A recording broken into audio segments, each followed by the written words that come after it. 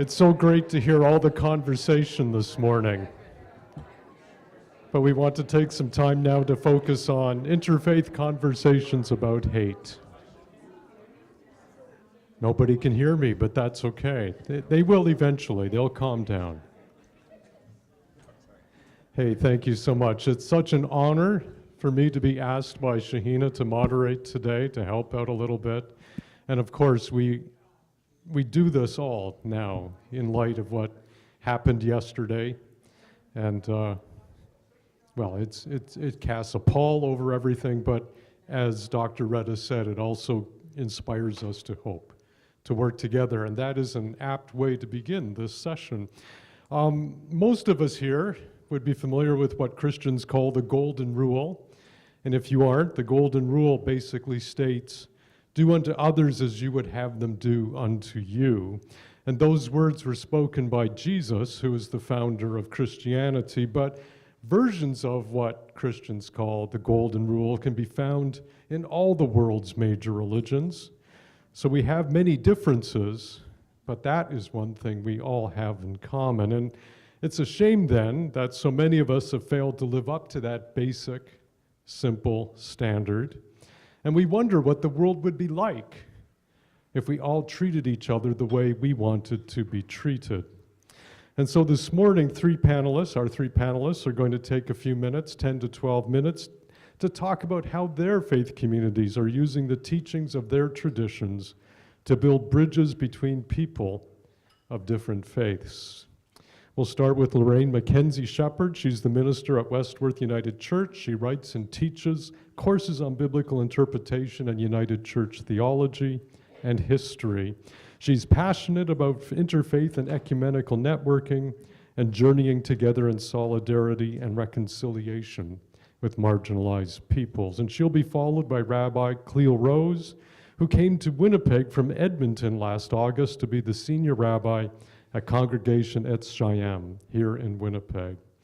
Among other honors and awards, he has been recognized for his involvement in interfaith justice work. And then we'll finish with Shahina, who is the founder and executive director of Islamic Social Services Association Canada and is the organizer and inspiration behind this conference. And of course, she's so very much more. It would take all morning to list all the things that she's done and is doing to make Winnipeg and Canada a better and more welcoming place for everyone. So, Loraine, let's begin with you. Great. Thanks, John. So there are many causes of hate within different faith traditions. I'm going to focus today on some very specific Christian beliefs that have led to intolerance and sometimes hate and violence. And then I'm going to counter those with some other Christian beliefs that can take us out of that morass with a couple of ideas that might help lead us in a better way towards interfaith solidarity. So first we'll look at three Christian doctrines that have contributed to hate. These beliefs come out of what I call oppositional thinking, which says that if we disagree, then one of us is wrong, and it's not me. We now have moved to a place where we can hold multiple truths together that do disagree with each other and can both be true, but that wasn't always the case. And so the first doctrine that I want to name is called supersessionism. It's not a very good picture, but you see the Christian sawing off the branch on which he is sitting from the Jewish roots. So there's an understanding by this doctrine that Christianity is the fulfillment of Judaism and therefore the superior replacement of the old covenant with the Jews. Okay, so that's one doctrine. The second doctrine, and then the next slide, concerns revelation. While God may be revealed through nature, through all different religions, through general revelation, there's a special revelation through which Jesus is considered to be the essential, special piece of that revelation for one's salvation. So exclusively that way. Those two doctrines have contributed to justified, let me go to the next slide, justified conversion to the massacre of those who didn't convert to Christianity. They've contributed to the Crusades, the pogroms, the Holocaust. There's a third doctrine, and the next slide will show this, and it's called the doctrine of discovery, that considered non-European lands empty, even though people lived in those lands. This doctrine allowed British and European countries to claim sovereignty over the people and over the land. And we describe it today with reference to the 3 Gs of guns, gold, and God. So, guns, forced conversion, forced enslavement of the people, depending on where that was, in the Americas in particular, to mine gold for the European and British countries. And they were always accompanied by missionaries who would contribute to the forced conversion. So these 3 Christian doctrines have fanned the fire of hate and have turned the face of those who were not Christian, even those who were considered Christian and then left, considered apostates. They've turned all those faces into monsters, dehumanized them. The next slide will show an example of what has happened through art throughout the centuries. So those who either are not Christian or are considered apostate in art have frequently been painted or portrayed with faces that are darker than, in these cases, the disciples or Jesus, faces that have very stereotypical Semitic features, while the face of Jesus and the other disciples, apart from Judas, who you see kissing the face of Jesus there, tend to have more Caucasian features, even though we all know they were all Jews and all from the same ethnicity. Right? So these pictures contribute to that, that sense of superiority that comes from Christianity. It wasn't always this way, and so the next slide you can put up.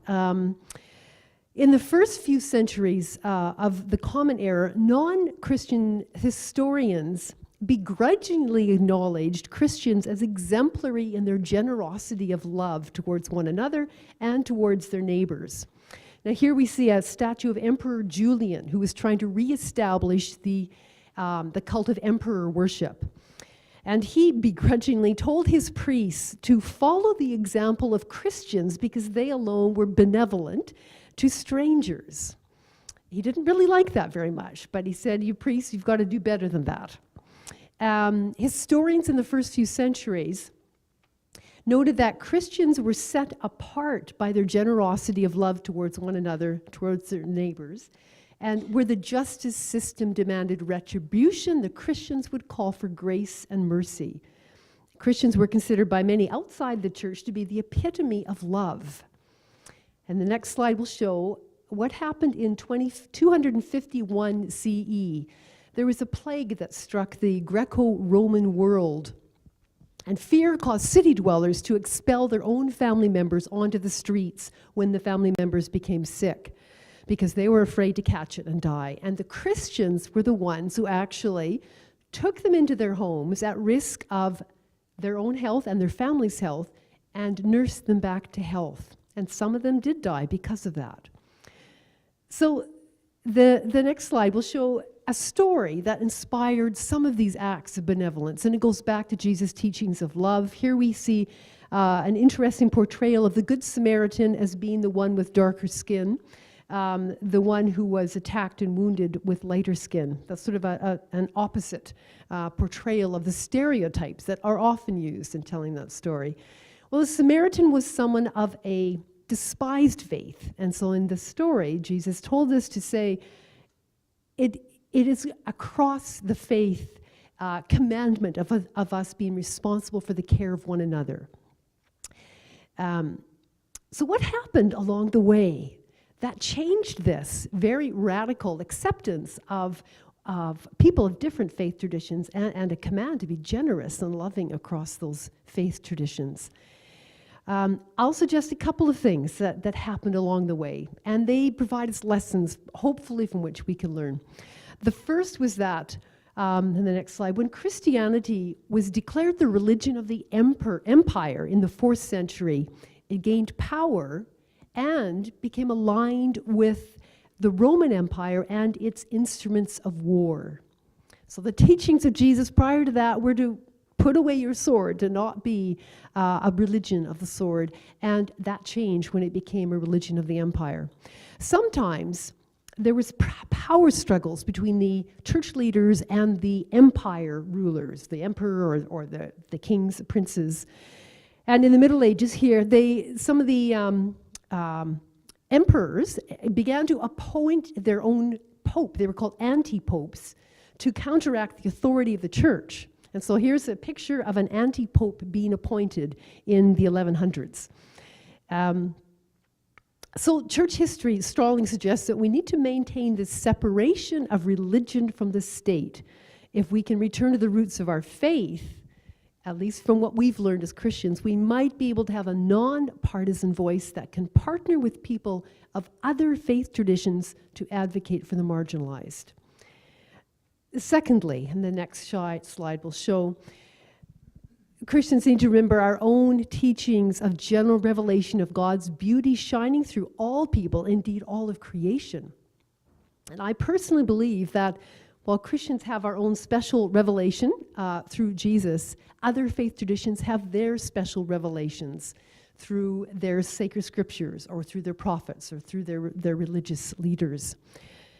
And so it's a humble teaching that suggests that we have a lot to learn from the others, even from the earth itself.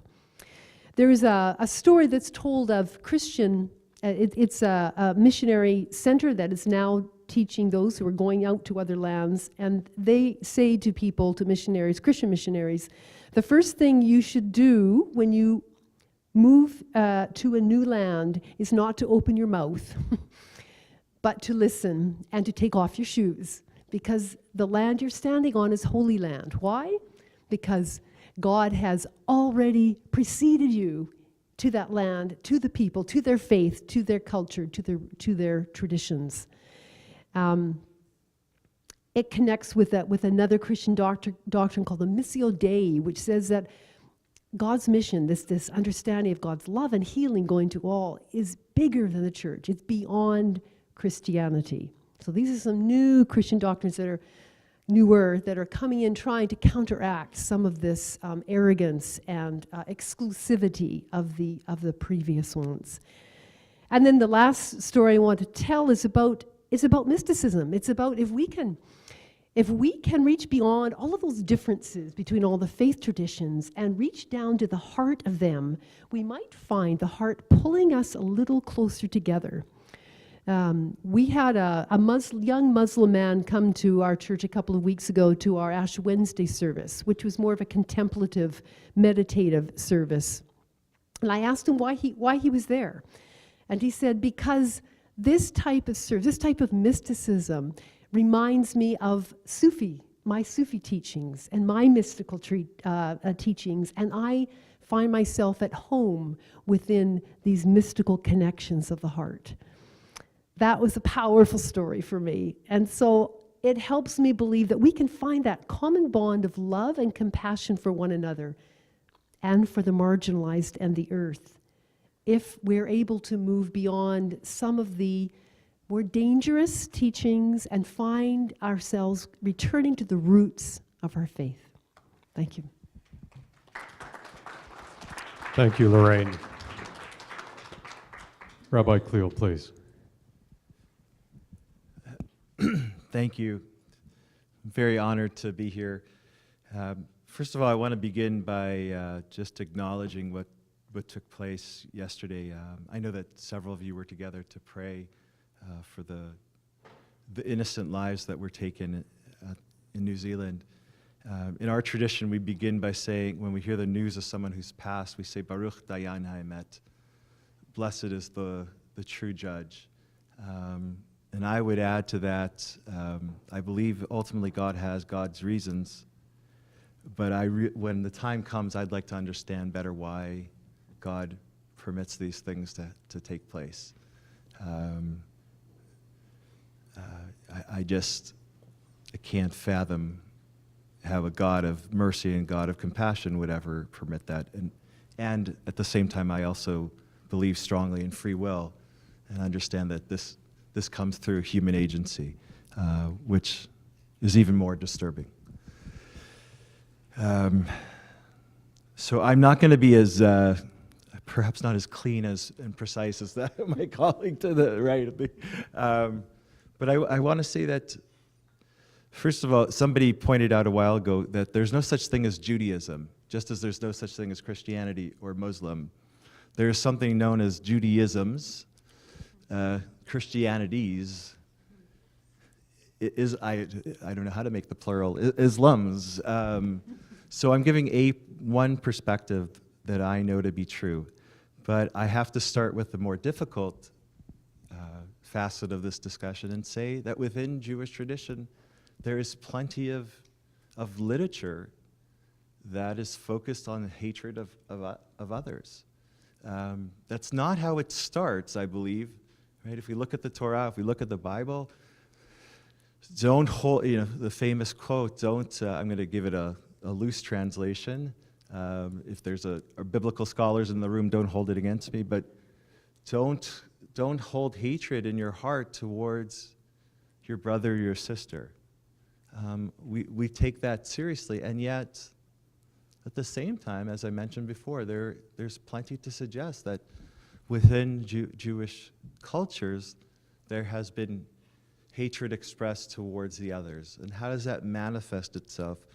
Well, if you're in any nice Jewish circle, whether you're with people who are observant, regardless of their ideological stance, you may hear the term looking at things with a goyish cup, right? A cup in Yiddish or Hebrew is a head, the way you think, your cognitive skills. And when you want to demean somebody who's outside of the Jewish community, because often Jewish folks hold a lot of pride in the fact that we have great intellectual prowess. That's true with some Jews, not all Jews. But when we want to demean somebody else or demonstrate our superiority, we say, you're looking at it with a Gentile's perspective. And for me, that was always a problematic way of viewing things. Not because I'm special, but it has a lot to do with the way I was raised. So I want to, if they only knew how much time I spent talking about them, but I want to take you to the Passover Seder of my parents here in Winnipeg. I grew up in Winnipeg, left for 26 years, and just returned. I think it demonstrates a value. My parents are very observant Jews. We are, I include myself, I am a strong Zionist. I know for some of you that's a hard word to digest. I also call myself a religious Zionist. I just want to name the elephant in the room, right? I believe strongly in the right for a Jewish democratic state to exist. I also believe equally in a strong Palestinian democratic state. Having said that, I come to my parents' Seder, and when I was a child, we had Muslims, we had different kinds of Christian clergy represented. I can't figure out, there's so many kinds of you people. And then we had a Sufi who was there too. And so it was a fascinating collection of people who would join us for the Passover Seder. And that's the Judaism I'm trying to, my wife's here, we're trying to transmit to our children. But we can't do that honestly if we don't also acknowledge those difficult texts within our own faith traditions. And that's true within Christianity, as you've heard, and it's true within Islam. So I'm a big believer in interfaith dialogue, but I'm at a place in my life where I can't stand the kumbaya interfaith dialogue.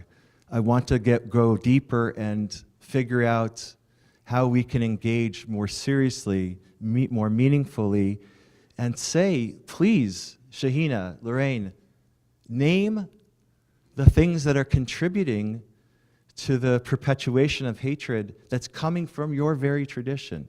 And so if I expect that of them, I have to tell you about how that originates in Judaism. And plenty of Jews would be disappointed that I'm talking about this so openly, right? You have one chance to talk in a mixed group, and you're going to name all of our flaws? Well, you know, I don't mean to be funny, but I come from a tradition that I think is intellectually honest and has some integrity to it.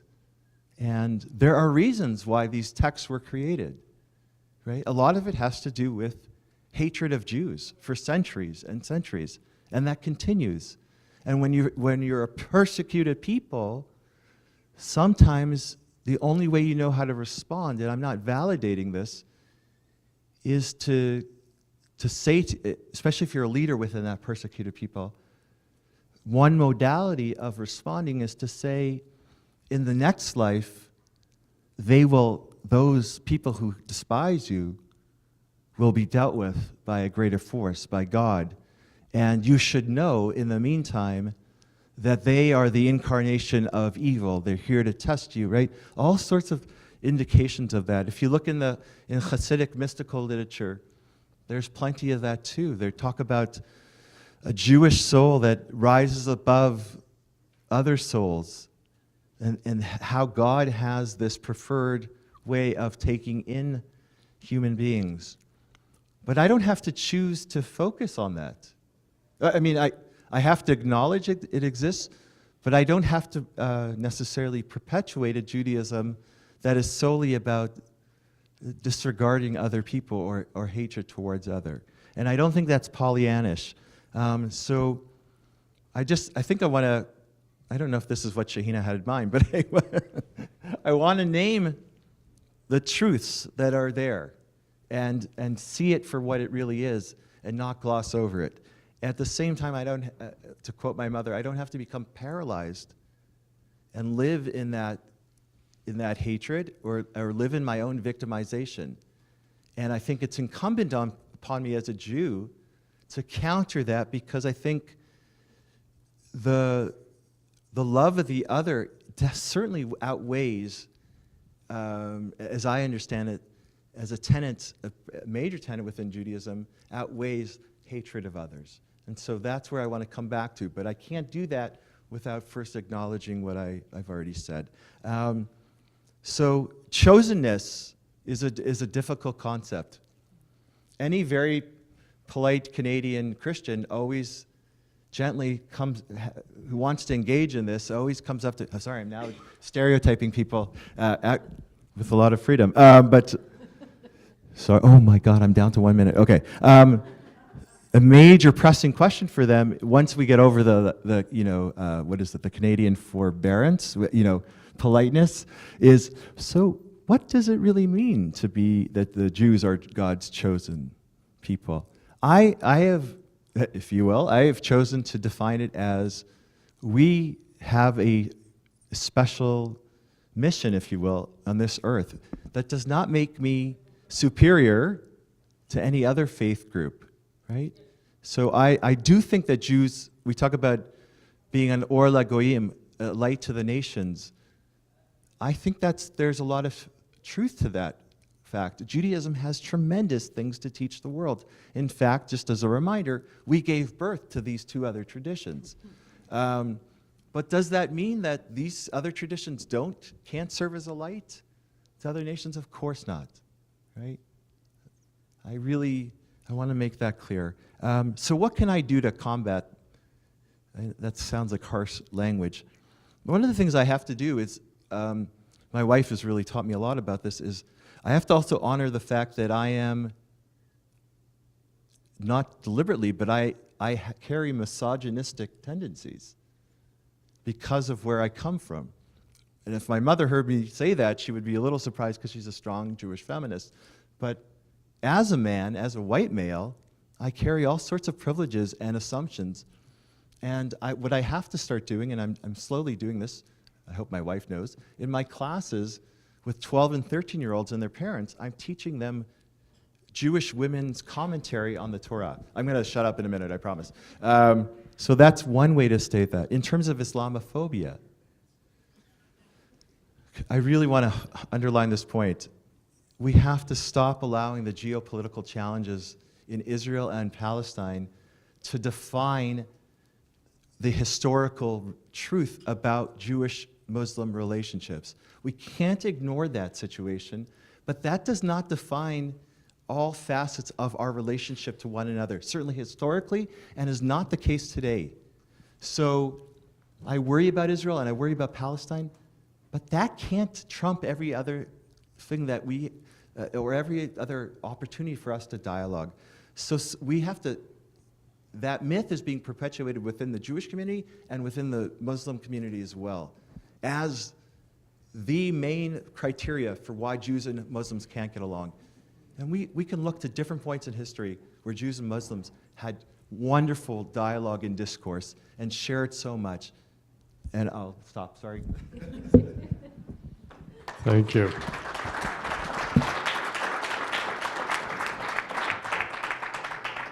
Shahina, please.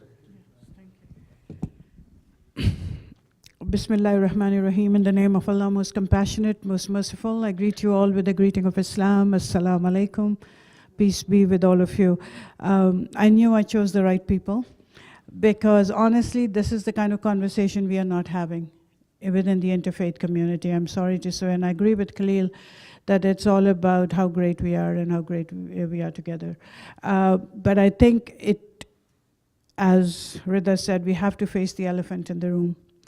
And in interfaith, we don't do that. And within the Muslim community, please bear with me, I am a bit not there right now. But there are 1.6 billion Muslims, 54 Muslim countries with Muslim majorities in the world. So very multicultural, very multiracial, very multi-political, historical backgrounds and histories with colonization. So it was very difficult to say, well, I speak for all Muslims because I don't. So all I can speak for is my faith and what is happening in Canada. And I agree with Kliel that in Canada, we have the opportunity to actually speak the truth about our faiths. Yes, I may get threats, but so be it. Speaking the truth is not always without its own threats. But we must, you know, as a young girl doing interfaith work, I was I have to protect my faith. I can't let these people think my faith is bad. I have to say good things about Muslims because that's what I thought and I saw in Canada as being interfaith. And then saying how we all have these similarities and do not speak about the differences. And as I grew older and older and started to evolve in my own responsibility as someone who's speaking for my faith, and to remember the words of the Quran which says, stand up for justice even if it be against yourself, your kith, your kin, the rich or the poor, for God knows what is in your hearts. And I asked myself, am I really standing up for justice by glossing over events in my own history and what's happening in contemporary world in the name of my faith? Can I really get away with it? Because as Muslims, we believe we have to, on the day of judgment, face the Creator, right? I was at one interfaith somewhere in Canada, because I don't always remember where I am. Even at the airport, sometimes where am I going? Okay, so what's the topic? Okay. I was asked by someone in the audience and said, oh, so you believe all Muslims are going to heaven? And I said, really? Because I didn't know that till now, and I still don't know if I'm going to heaven. Because there is nothing in the Quran that says because you're Muslim, you're going to go to heaven. Because the two ways Allah describes us in the Quran is one, Muslims, people who say they follow the faith and submit to the Creator, and Mu'min, those who believe. Didn't say which believe, just people who believe. Believe in what? A Creator, right? So how can I say I am a better believer than any other believer? So we don't have this in our faith that, oh, we are going to go to heaven regardless. It depends on our deeds, and it depends on the mercy of the Creator. And I always tell people, I keep all my eggs in the mercy of the Creator's basket, because I ain't no saint, okay? So knowing that, and that we stand up for justice, and the other thing is 177 times in the Quran, Allah refers to himself as Ar-Rahman, the merciful, okay? So mercy to me is it. This is it. Do we have mercy for each other in our faiths, with each other? Because mercy compels you to love. You can have love without mercy. For someone who does counseling for domestic violence victims, they all say, I love her. But is there mercy? Right? So those are some of the principles. And even when John was talking about the golden principle, William brought it to my attention, who's my social worker and a Christian. He says, you guys always say this about, and yeah, you are Christian.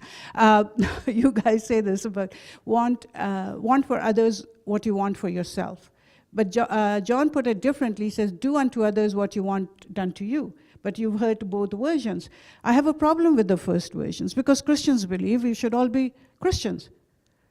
And they may think now it's okay to force me to convert, right? And vice versa. So we have to be very careful how we translate, because, because Judaism is also what we know today, a translation from Hebrew. And the Bible is also a translation of the translations of the translations. And here in Canada, we read the Quran in translations of the translations, and Quran cannot be translated. What we are reading is the meaning of the translation, right? So when you have 1.6 billion Muslim people in the world saying, I follow this faith, speak 56 different languages, read different translations, follow different, because we don't have a priesthood in Islam, of course there's going to be a diversity, and within that diversity, you can exploit the verses of the Quran that suit your purpose, right? So when people ask me, oh, well, ISIS is doing it and they are quoting the Quran, so is the Quran violent? Well, you know what? A person who abuses his wife uses the Bible, right? People who are not nice to Palestinians also use the Torah. We have to know that we can, and it is, our faiths are being used, right? But what can we do in Canada about it? What can we do to make our interfaith work really meaningful and not political? We have politicized our faith. We have allowed it to be politicized. And we have to put a stop to it. Because you cannot be my ally when secretly you believe otherwise. This is what it is. It's the bottom line, right? Are my sympathies with the Palestinians? Yes, it is. But why should that reflect on my relationship with my Jewish family here in Canada? We tell all the immigrants, don't bring your conflicts here. Yes, we are all informed by them. Yes, we are all impacted by them. But when I hear a Jewish child has lost its life on an attack, as a mother and as a grandmother, I feel the same pain when I hear that a Palestinian child has been killed. That is what wanting done unto us what we would do. We are not really living it. We are glossing over it. And if I have terrorists among our midst, and I do, I don't own them, but I identify them. And do they use my religion for their purposes? Yes, they do. So what is my responsibility to stand up and dismantle there? Because you know what? Their audience is Muslim, so they have to use the Quranic language, right? If your audience is ultra-Orthodox Jews, and you are trying to get them to do bad things, you are going to use the language of the Torah, and so it comes for Christianity. So I don't believe that any single faith, and I know about Judaism and Christianity, how? Through the Quran. Honestly, being in a colonized country and going to a missionary school, if I did not know Jesus from the Quran, Christians could make me hate Christianity. right? And if Jews did not know their history, and I remember one rabbi, he's since passed away, was on a panel with me, and an attack had happened on Palestinians at that day when the panel was, and he came to me and he held my hand and he said, I am so sorry that my new generation doesn't know our history. Because we were persecuted together, we found sanctuary with each other. In the the scientists that were being bullied and killed under Christian Europe, the Jewish and the Christian and the Muslims, where were they prospering? Under the Islamic rule in Spain, right? So this, to me, is the message today. Let's continue these difficult, let's own up to our jerks, that what they are doing is against our faith, and stop saying we don't have differences. We do. When Christians ask me, why don't you just accept Jesus and you will be promised, you're promised heaven? And I say, I already accept Jesus. The acronym of my organization is ISA, which is Arabic for Jesus, right? I emulate him. Why do I have to believe that he's Son of God before I become his follower, right? Jesus didn't go to a leper and say, hey, do you accept me before I heal you? Did he? So let's start assigning things to our prophets that they never practiced in their own life. So that's all I have to say, and thank you, John. Thank you.